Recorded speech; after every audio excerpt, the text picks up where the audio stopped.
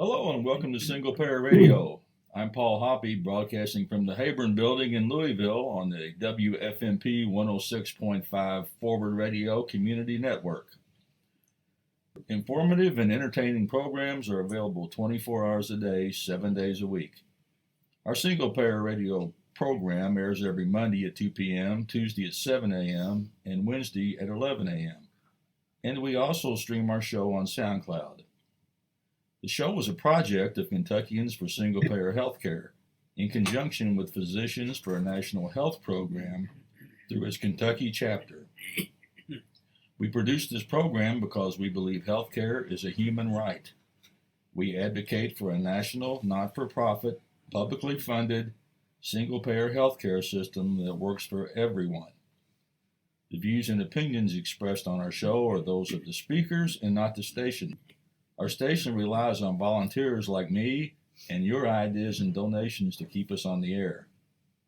Today, Drs. Mike Flynn and Gene Shively join me as co-hosts, and our focus is on free health clinics in our community. So let's jump right in. Dr. Flynn?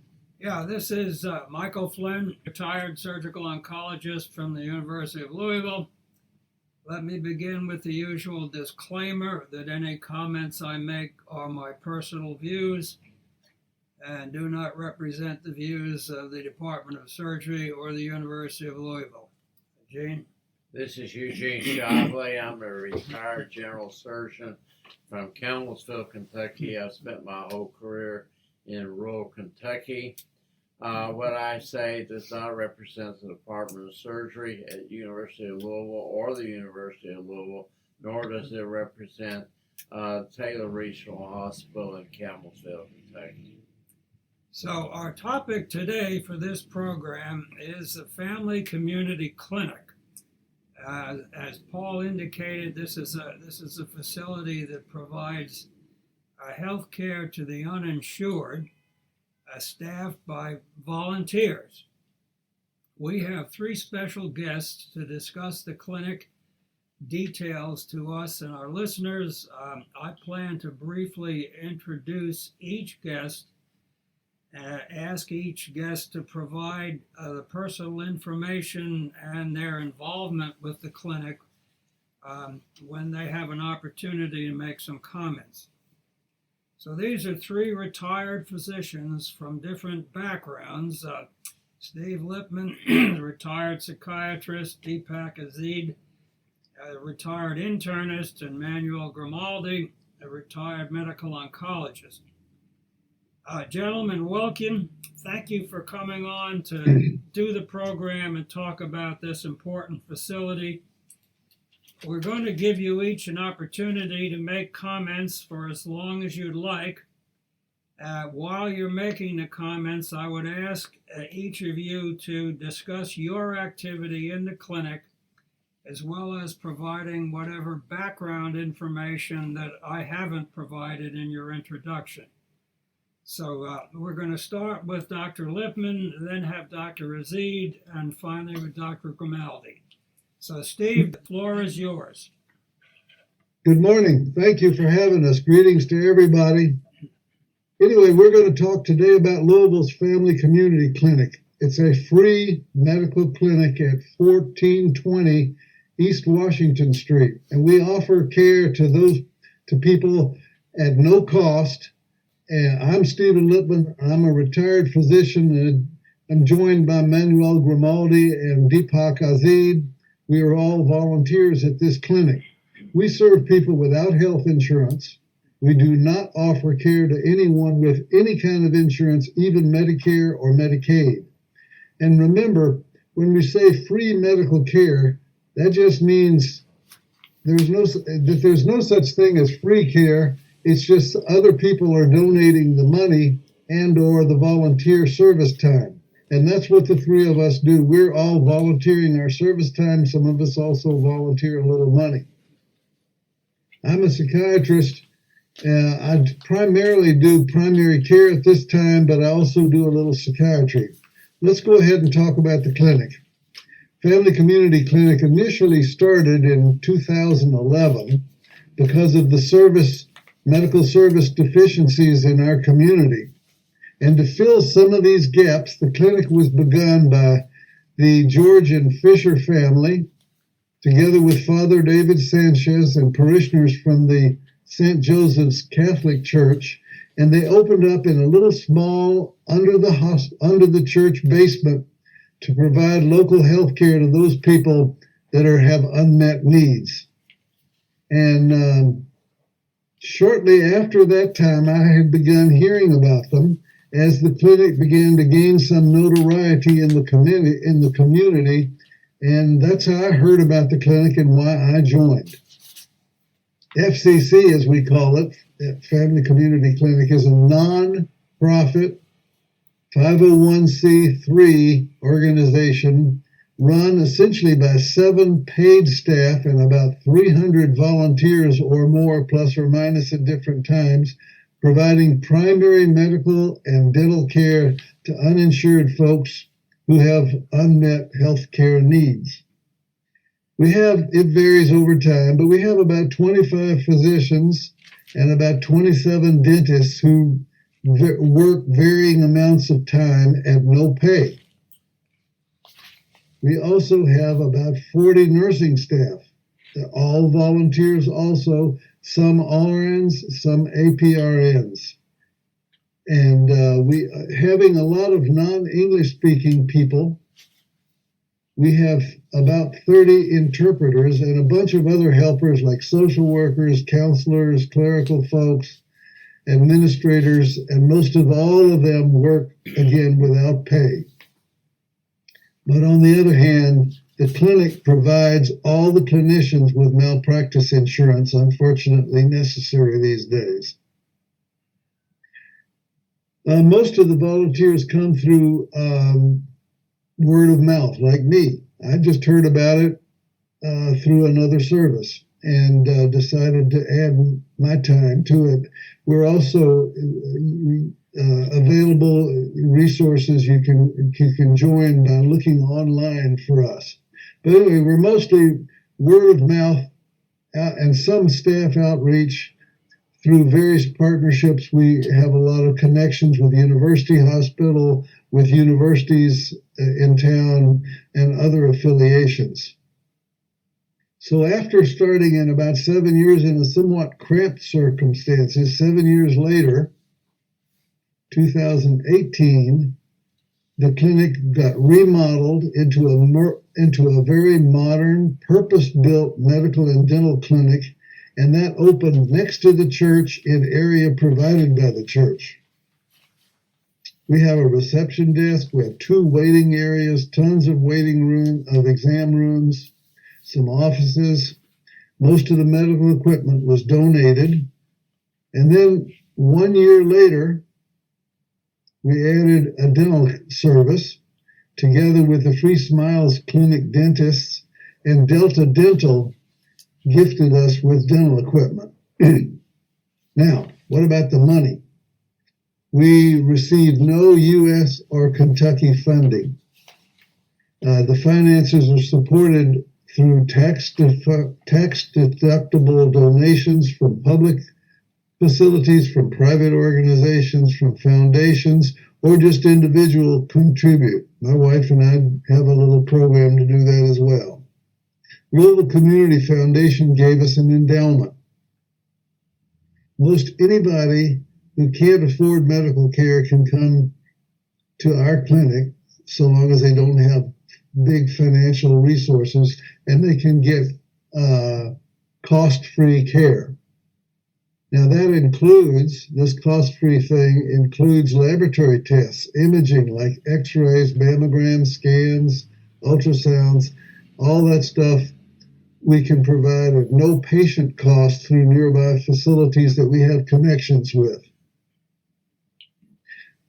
We have also got a supply of medicines, of the common medications that are, and we can dispense these directly to patients to avoid patient cost for their pharmaceuticals.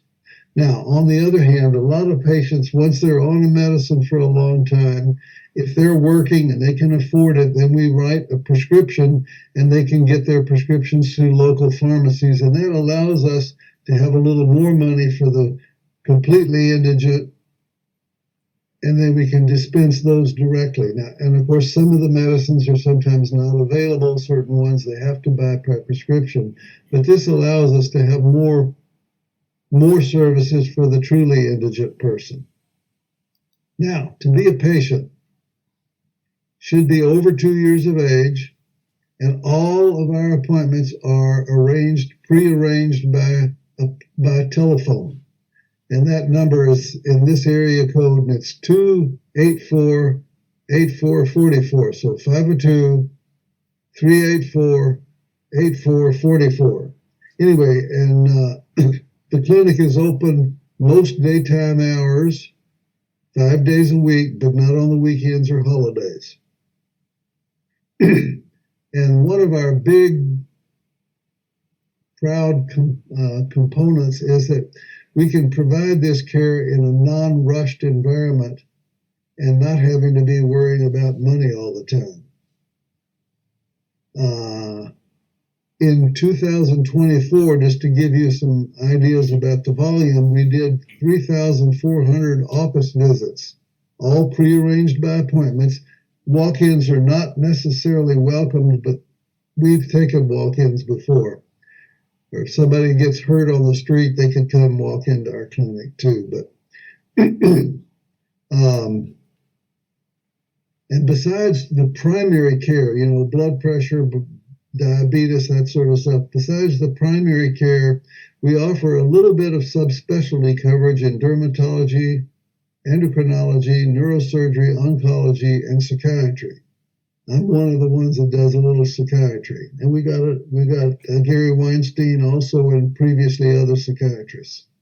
Now, on the other hand, when you have a medical emergency or a very complex, difficult to treat illness, or a hospital necessary case, or somebody that needs very specific subspecialty attention, we arrange that, and we do that. We'll make the arrangements to help have somebody go to other facilities, mostly the university hospital emergency room, the emergency department, or some of the university hospital clinics, also the family health care centers, and occasionally some of the private hospitals or other clinics. And one other part of it is the gynecological, reproductive, pregnancy, or obstetrical care is usually obtained through referral by us at the family health care clinics.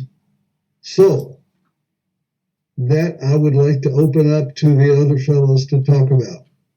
All right, thank you, Steve. Deepak, your turn.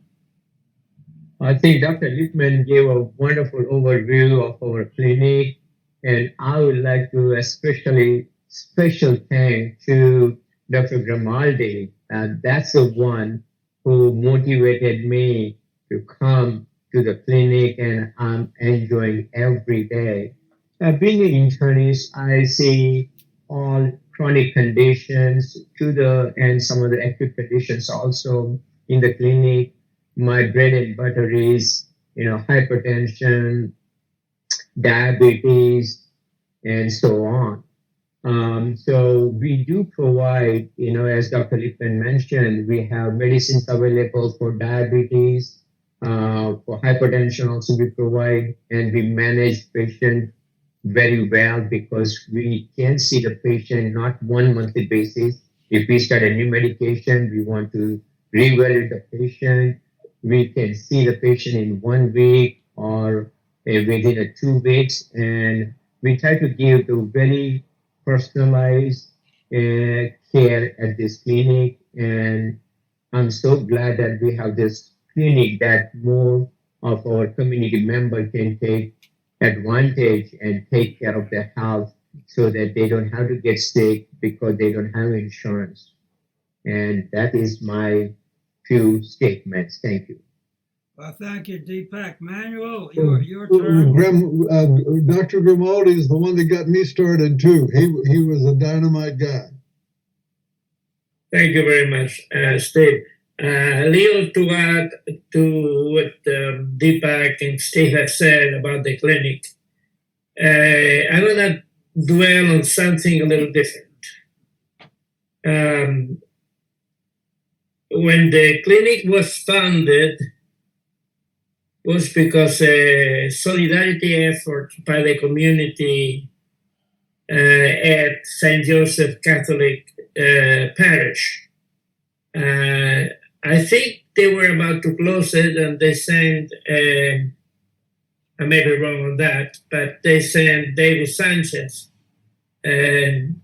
Cuban-born padre or priest, and that there was an empty parish, and then all the Latinos began to flock to worship there because of the language and other features.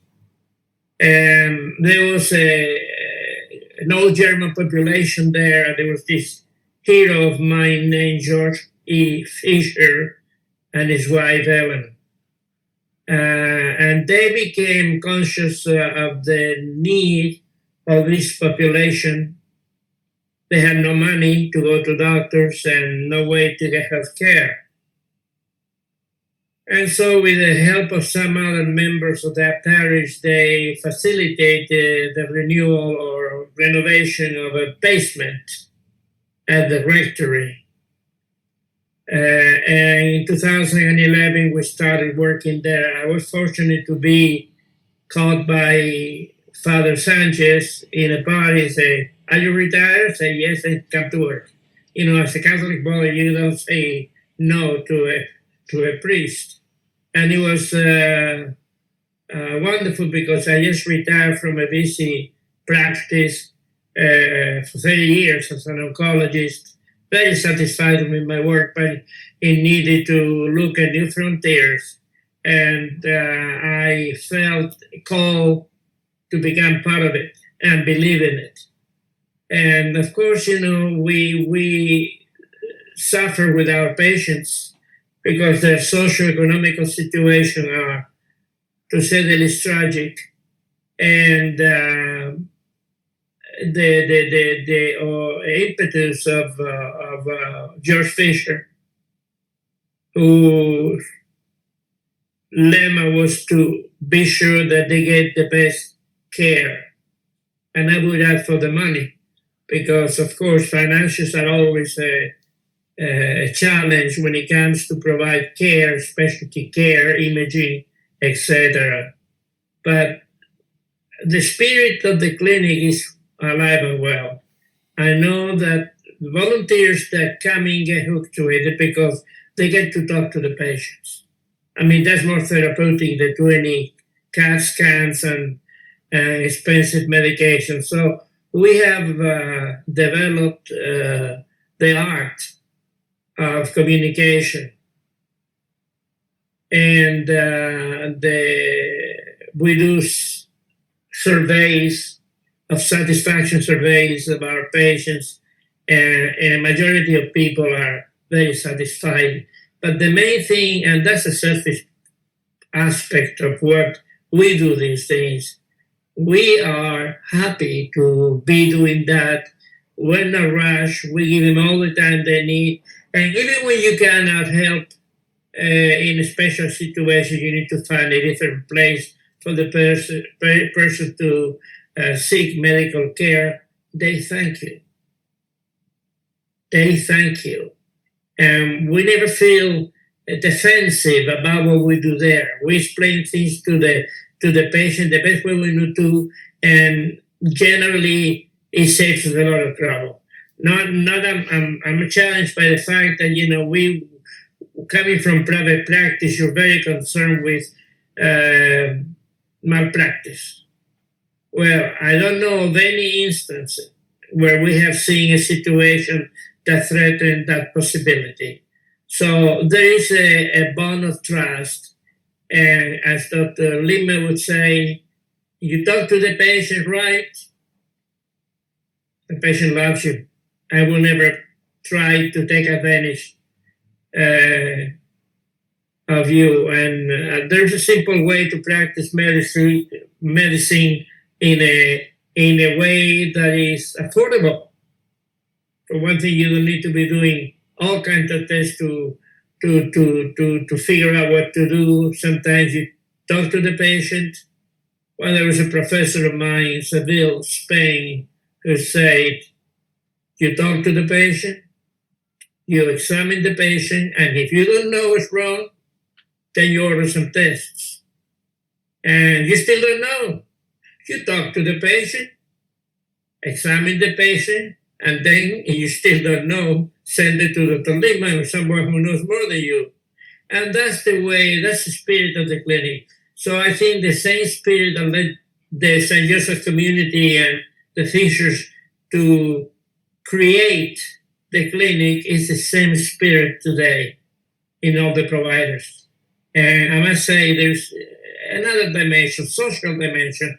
We are engaged in educating the new doctors in an area of compassion. They come as a undergraduate student to do different services. For the most part, they're the scribes because some of us don't like to type. But they're there and they are witnessing how medicine is done. And I have wonderful cases of students that finish their medical school. And so this is one very interesting part of what we do because, Steve has been a professor all his life. So what sharing knowledge is good. I am a failed professor and I do like to share what we know. So I think the ethos of the practice still is faithful to the original calling that was to serve people. And we're learning every day. I'm making a lot of mistakes. That's why, we have committees in the clinic to allow us to keep guidelines and doing things the proper way. And it's wonderful to be a member of that. I've been there since 2011, I think, and they will have to carry me out in a pine box out of that place. Thank you for the opportunity to speak. Well, again, gentlemen. Manuel, you said a couple of things that resonated with me. That first clinic that we had down in the basement of the rectory, well, my daughter came to see it one time. She said, "Oh, this looks like one of those hippie clinics, just living on a shoestring." But we did the service. And we took care of people. It was wonderful. Then she came a few years later in 1918 or 20 or something. She came to see the clinic. I thought, oh my gosh, now you've got a real modern, up-to-date, cutting-edge clinic. So we've done both sides. The other thing you said that interested me is you and I, Deepak and I, and the other docs, we're always exchanging information, or would you see my patient, or what would you do about this? I mean, just the other day, I talked to Dr. Middleton, and I asked her some questions about hematuria, and she gave me a whole chapter. She Xeroxed off a chapter about hematuria, and she said, read it this weekend. So we're always exchanging each other's, and she helps me, and I help her, and you and Deepak and I exchange patients all the time, and that is another cross-fertilization. And I always bring students or residents to the clinic with me virtually every single time I've been in the clinic. Well, gentlemen, again, thank you all for your comments and thank you for your volunteer work. Now, Gene is going to begin the conversation, and what I would suggest is whatever questions we ask, if you all want to comment, that's fine, or if just one or two of you wants to comment, I'm just going to leave that up to you. So everybody doesn't have to comment about everything, or you certainly can. So, Gene, you want to start us off here? Yes, I would really like to thank you for the work you're doing. I would like to really ask you a personal question. We have a lot of talk about burnout among physicians, being unsatisfied with medical care. I would like to ask you, one, why are you doing this when you could be retired and doing something else? And the other reason is, has this really brought back your soul into why you really went into medicine? And do you think doing something like this could help people get over their burnout and really motivate people to really why they really went into medicine in the first part? So I guess each of you is going to have to make a comment on this one. So Steve, why don't you start? Okay, I'd be happy to do. I think burnout is one of the big problems with burnout is that there's too much money involved. The patients can't be seen. You know, I remember. I mean, I could talk about this maybe too much, but I remember when my dad was in private practice in the 40s and 50s and 60s. Every doctor in Austin, Texas, did so many days, whatever it was, of free medical care to go to the university, to the downtown hospital and take care of people. I remember going in those days of segregation. I remember my dad going to the black hospital. I used to make rounds with him sometimes. I mean, so one of the reasons we have burnout is that there's too much emphasis on money and people are pressured. I know doctors that work here in town and you have 15-minute appointments. By the time you get somebody in and help them up onto this table and take off their coat, you've used up half your time. And then the computer, I think, is another aspect of eating up time that doesn't help people and that alienates people. That one of the biggest problems in American society, as well as medicine, is lack of direct contact and rush. And the doctors these days are rushed. I think that's a big part of the burnout. Now, as far as for me, why I came here, it's pretty simple in some ways. First of all, we have this discrepancy of care. This afforded me the opportunity to do it. I like this kind of work. I've been doing somewhat disadvantaged care all my life. And the reason I came to Louisville in the first place in the 70s was I got a job at the University of Louisville to work in Louisville General Hospital that had some of the same philosophy, that we are here to serve the patient, not to make money for some stockholder. So the lack of the money influence is a big part of it. And to me, I mean, I'm energized by this. I love the fact that I can do patient care. And for me personally, as far as burnout, I mean, doing patient care is more fun than most anything else I can think of. And then there's another personal element. Our clinic happens to take care of a lot of refugees and immigrants. Well, I happen to be a birthright U.S. citizen, the son of refugee immigrants. So I can sort of give back. And that this allows me to do that, and FCC allows me to do that. And so that is part of the other reason for me personally. But even without the immigrants, I like the nature of this service, that we can give individualized attention without time constraints and without the influence of so much money influence. Okay, who's next? Okay, this is Deepak Azad. So, physician burnout from data what I have gathered is directly related to two main causes. One is loss of autonomy, and second one is electronic medical records. So at Family Community Clinic, we have such a congenial environment.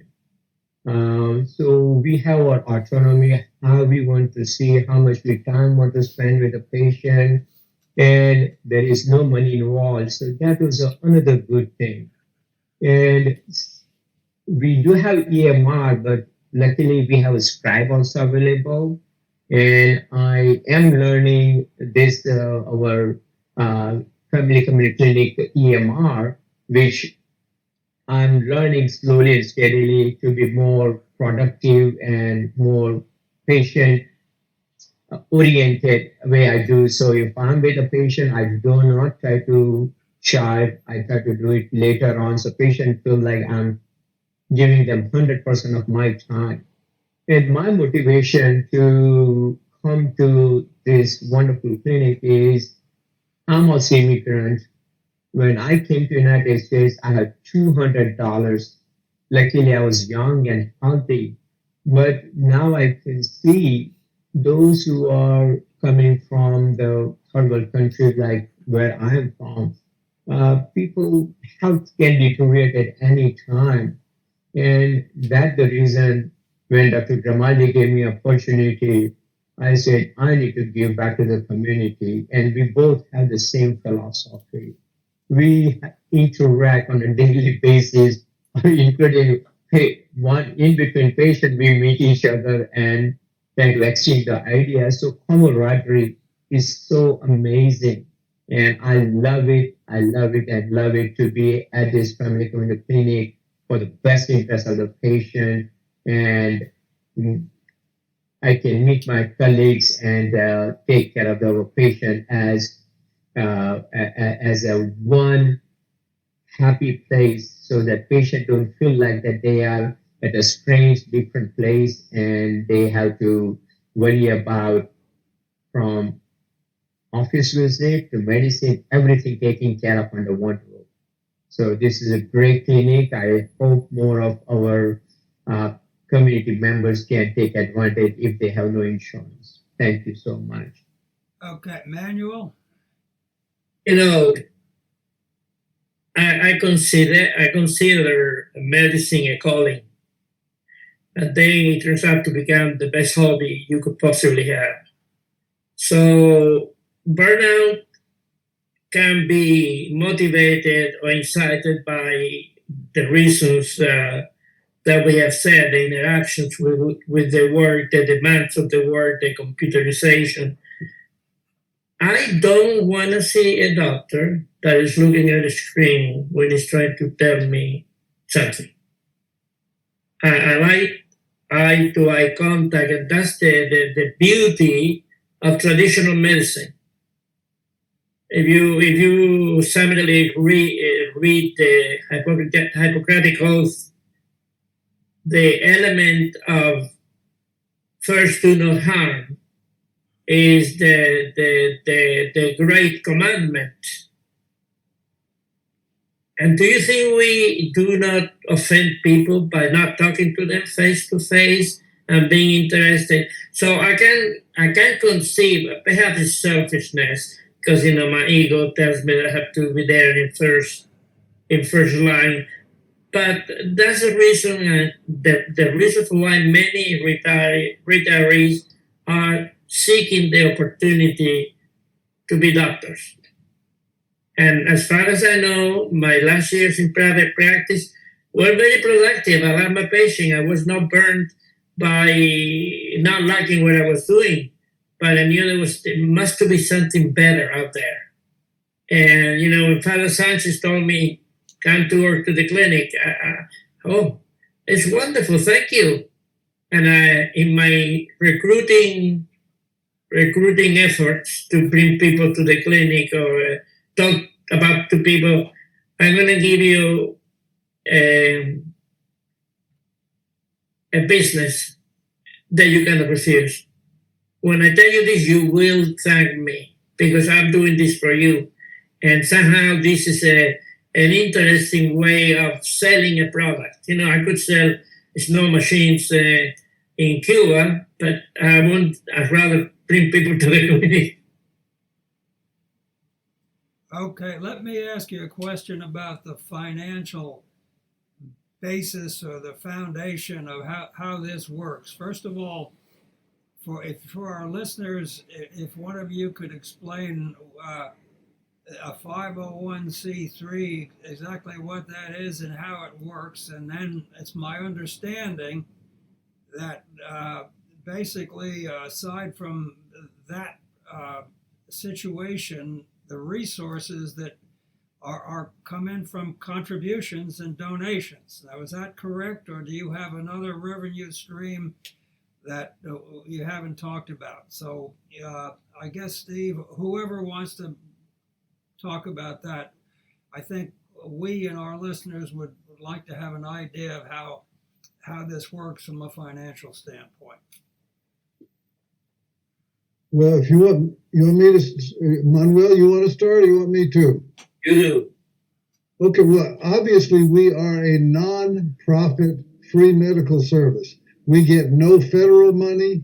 We get no state money. We're all donations or from foundations, from people, from organizations, hospitals, insurance companies. I mean, a lot of different organizations and entities or people give us money, and that money is translated into free care. And as a 501c, that means that is a entity that is created by the federal government in this country for nonprofit services in a variety of, public service organizations that do charity work of one kind or another. And obviously we don't make money off of this. We don't have stakeholders or what do you call them? Stockholders. We don't have to make stockholders happy. And the most important part is what the other fellows have talked about. Oh my goodness, is my wife not answering the phone here?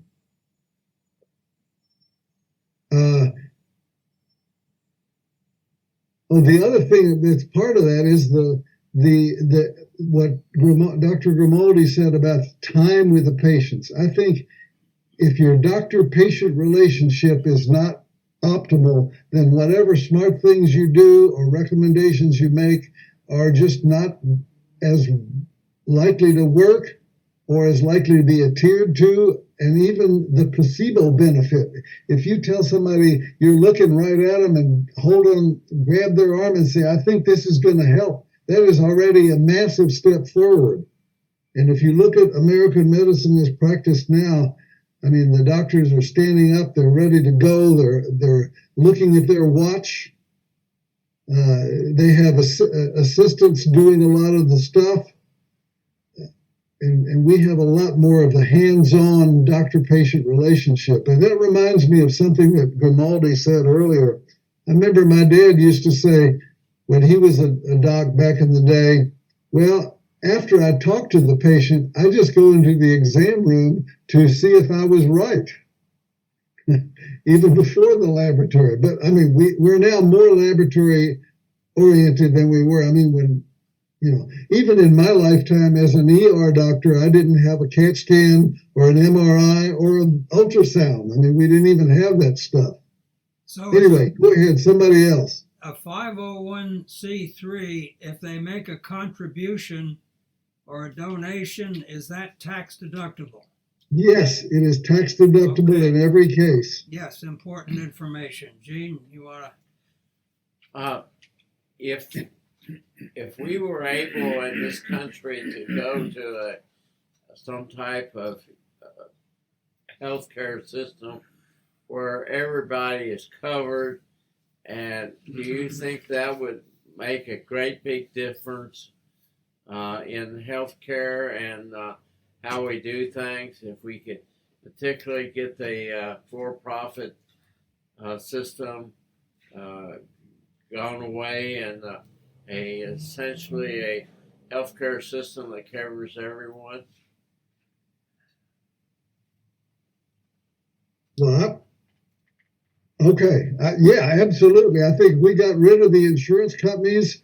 We brought the pharmaceutical costs into line with other countries. I mean, I was looking at some drug the other day. It costs thousands of dollars in this country that you can get in Canada for $170 or something, and you can get in Germany and other countries in Europe for, I don't know, $120 or something like that.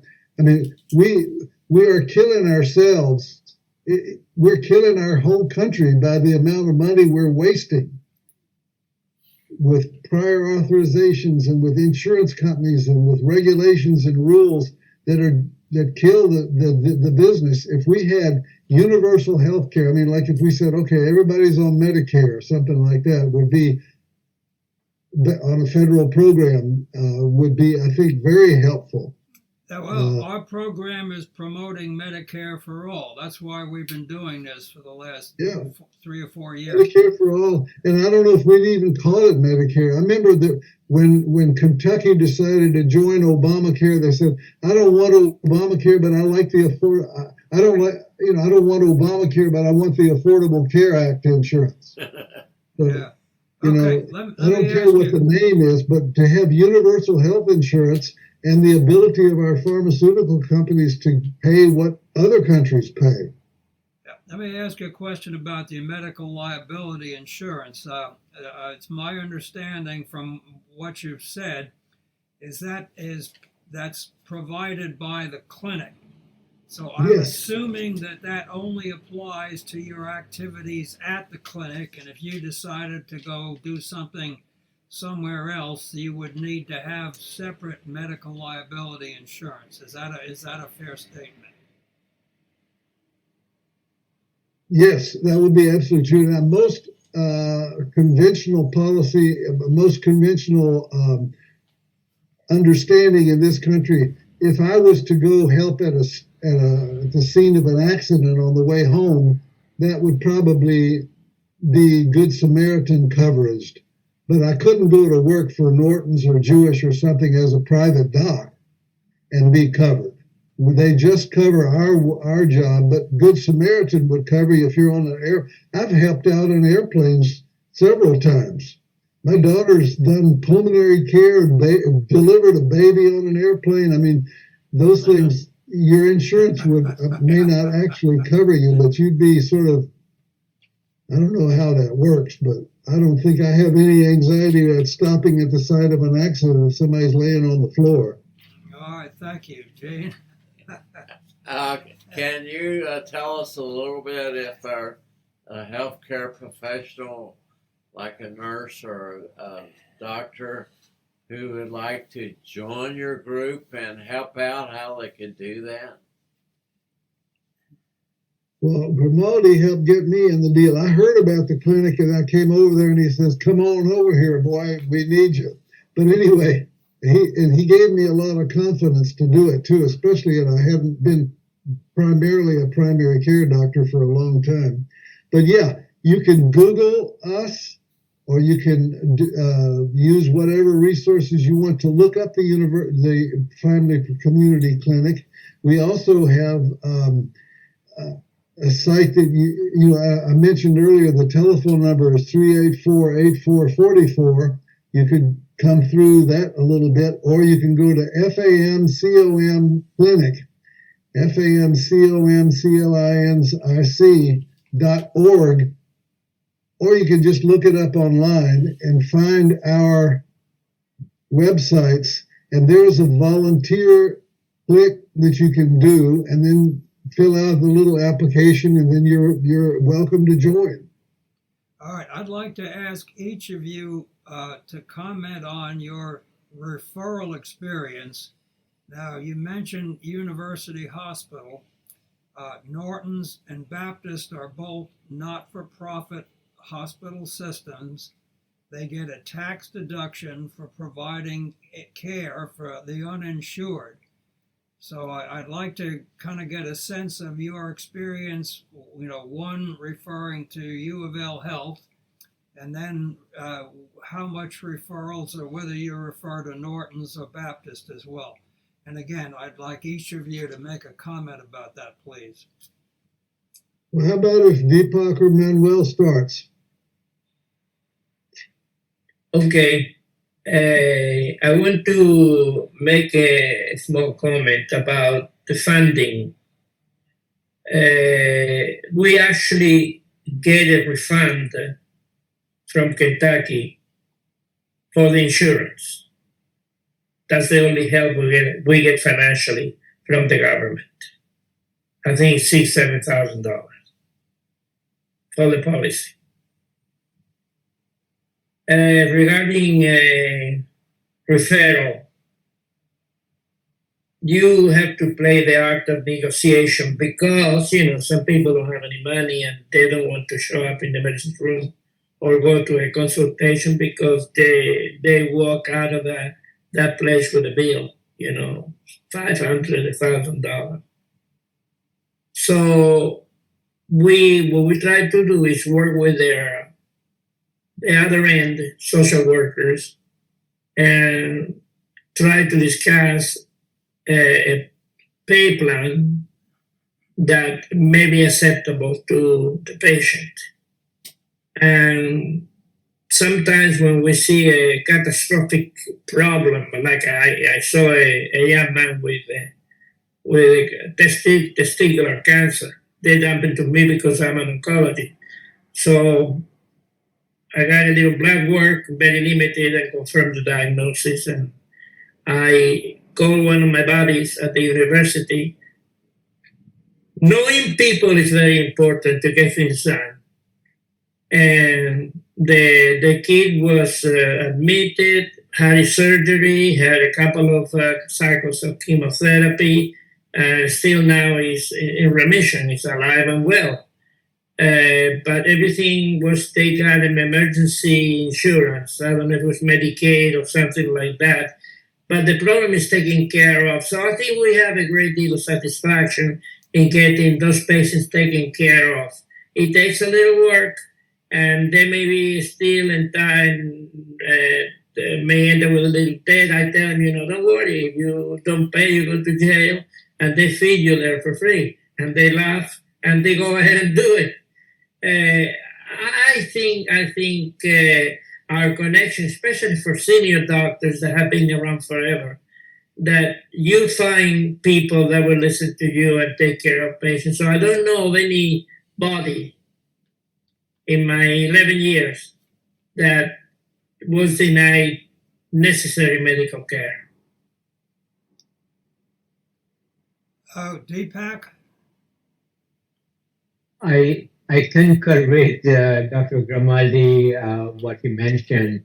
And I think we are very fortunate that University of Louisville is right in downtown, and access to some of the specialists is very crucial. And it's a win-win situation, but still sometimes it's very hard for some of the patients to afford the care, because if I don't know everybody or the whole faculty has changed, so that's where trouble has now begun, and everybody has to get permission of somebody to give the free care. So I do see some trouble ahead at how we are going to take care of complicated cases or patient who needs to go to the emergency room with their medical condition or surgical condition. So there is a need for better access to the health care. And as you mentioned, I also agree that it should be available to each and every person. And which way is a good solution, only the future will tell. But looks like the way in which our healthcare system is slowly changing is going to be the universal health care will happen sooner or later. It will not happen overnight, but I can see that how it transforming slowly, and looks like a single player system we are working on. And I wish you good luck with that efforts. Thank you. Steve, you have anything to add to that? Oh yeah, I could talk all day. Yeah, I think so. I remember a couple of years ago. We don't have all day, but we're gonna have to listen to a few comments.